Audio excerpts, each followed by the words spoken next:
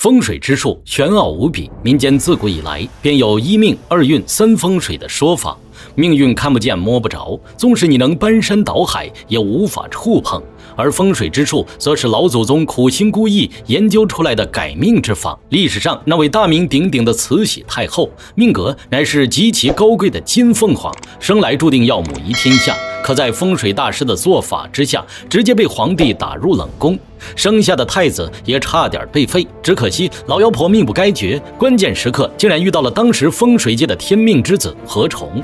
彼时的小伙还在老家当神棍，凭借生来便有的异能替人算命改运，可谓是无比自在。直到有一天，钦天监理的风水术士连宝山来到这里勘探龙脉，阴差阳错之下发现了这块璞玉，察觉到何崇在风水一道的惊人天赋之后，想方设法将其收为徒弟。小伙本不愿离开家乡，但他的暗恋对象却在此时嫁给了好兄弟。遭受情感打击的何崇头脑一发热，便收拾行李跟连宝山去了京城。天子脚下的繁华世界自然不是何崇老家的小镇能比。在一群无良师兄的教导之下，年轻的小伙第一次明白了什么叫野心。可是何崇虽然天赋异禀，但在读书这件事上很显然并不怎么喜欢。连宝山让他背诵风水经典，何崇不仅支支吾吾，还在手上打了小抄。这般坏学生的模样让男人勃然大怒，让他滚回座位。可不料此时何崇的异能发挥作用，预测出了桃花盛开会对连宝山不利。可无凭无据，谁又会信呢？直到姓连的跟一帮军机大臣开会，在会议室里看见桃花，才恍然大悟。他们这帮人可不是闲着没事干才聚在一块儿，即便洋人在外虎视眈眈，这群老家伙也依旧想着内斗。叶赫那拉家的懿贵妃，也就是未来的慈禧太后，如今备受咸丰皇帝宠爱，生下的儿子载淳已然被立为太子。他们身为爱新觉罗家族的遗老，自然是1万个不愿意。于是众人联合起来，借助连宝山的风水之术，明里暗里打压慈禧。按理说，整个大清的朝堂向其开战，慈禧一介夫人无论如何也抵挡不了才是。可偏偏最近她的阴招连连被破，搞得对方越发受到皇帝宠爱。大臣们百思不解的时候，连宝山通过何崇的提醒，发觉了事情的真相。他们之中一定有内奸。很快，负责布置现场的小太监就被带了上来，严刑拷打一番，果真是他通风报信。连宝山大手一挥，可怜的家伙就被咔嚓了。事后，男人对何崇刮目相看，同时也决定换一种方法对其教学。他拿出几本风水书籍，让何崇去大街上晾晒。一开始，年轻小伙还觉得丢人，但很快他便体会到了师傅的良苦用心。风水一道博大精深，看相算命也包含其中。何崇看到路人的长相，发现和书里的形容一模一样，这极大地激发了他的兴趣。很快便学有所成，连师兄们感到困难的问题也能随口解答出来。暗中观察的连宝山很是满意，让何崇每天都拿几本书去街上晾晒。长此以往，小伙的风水造诣也越发精深，而很快他便因此迎来了命运的转折点。前面提到过，年轻的慈禧受到大臣们的敌视，日子很不好过。她原本乃是金凤凰的命格，注定母仪天下，现如今被风水师连宝山暗中使坏，导致慈禧处处碰壁，而这祸根就在慈禧的祖坟上。何崇日夜出入连宝山书房，这天遇见了对方的女儿画技。女孩从小被寄养在何崇的老家，两人一起长大，可谓是青梅竹马。如今再次重逢，当即要好好聚一聚。风水师嘛，约会的地点自然也和常人不同。画技来京城的这几天也没闲着，早就物色好了一处上佳的风水宝地，今天准备和何崇一起去欣赏一下。巧了，这地方正是慈禧家的祖坟，今天还赶上对方前来祭祖，官兵把道路挡得严严实实。女孩画技自然不甘心，借用风水玄术抄小道混了进去。何崇今天算是开了眼，这地方的风水简直不要太好，埋葬在这里，后人绝对大富大贵。就当两人沉迷学习的时候，不远处的慈禧却一脸忧伤。父母早逝，她一个弱女子在皇宫里备受欺凌，要不是生了个嫡长子，早就领盒饭了。想到此处，慈禧扭头看向宝贝儿子，然后惊恐地发现载淳没了。这小屁孩也不是省心的料，到处乱跑，竟然跑到悬崖旁边。幸好何崇二人游玩至此，险之又险，将小屁孩给捞了上来。等到慈禧急匆匆赶到，他跟何崇的命运便由此紧密相连。小伙最近的风水修为蹭蹭往上涨，在天生异能的作用下，一眼就看出慈禧的不凡。对于救下的小屁孩，他更是大胆预言，对方便是未来的95之尊。要知道，因为大臣们的暗害，小屁孩载淳到现在都不会说话，以至于咸丰皇帝起了废嫡的心思。慈禧用尽千方百计，也无法让儿子说出那一句皇阿玛。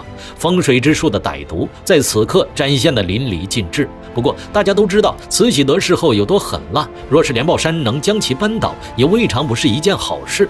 但他毁就毁在收了何崇当徒弟，还把小伙带进皇宫学习宫廷风水。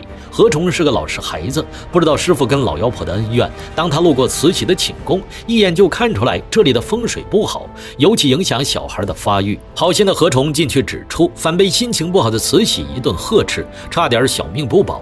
领他进宫的太监头子将其保下来，告诉何崇，慈禧现在不受皇帝待见，你少去招惹。朴实的小伙很是朴实，慈禧的儿子注定是95之尊，他现在帮衬一把，好处肯定不少。于是何崇找来画技，两人联手为慈禧去除霉运。他们在慈禧祖坟算了半天，最后何崇伸手在路边的9朵野花里摘掉一朵，此局名为野鹿采花局，能让埋葬者的后人霉运连连，是一种极为巧妙的风水之术。何崇破除此术的同时，皇宫里的小阿哥载淳就开始咳嗽不止。太医看了也找不出毛病。就当慈禧惊慌无比的时候，何崇来邀功了。女人一听是他干的好事，当场就要派人将其斩首。幸好关键时刻载淳开口说话了，声音清脆响亮，可把慈禧激动坏了。何崇也长出一口气，这要是把小命搭上，该有多倒霉。解除误会之后，慈禧也对何崇另眼相看，许诺当他掌权之时，封小伙为钦天监主。连豹山万万没想到，竟然被自己的徒弟和女儿坑了一把。正在皇帝面前美滋滋的废长立幼呢，慈禧就抱着儿子进来了。咸丰一听宝贝儿子说话如此好听，当场龙颜大悦。一家三口在后花园里游玩了好久，咸丰还把洋人进贡的八音盒拿给载淳玩，这东西咸丰也不会用，到手半个月都发不出声。不料小载淳捣鼓了一会儿，竟然找到了开关，让八音盒发出了悦耳的声音。皇帝见状更是满意了。太子如此机灵，他大清怎能不繁荣强盛？皇帝一家三口开心了，军机大臣们却很难受。连豹山可是顶级风水师，他设的局谁人能破？难道是传说中的风水界传奇不过武？一干人马不死心，再度出手布下杀招。他们借着贺喜的名义，送上一件白虎皮地毯，在连豹山的施法下，把载淳吓得神志不清。此乃白虎惊堂局。要是皇帝看见自己疯疯癫癫的儿子，肯定心生不喜。慈禧害怕极了，吩咐手下掩盖消息，转身找上了靠谱的何崇。何崇一听那还了得，带着画技就去查看风水。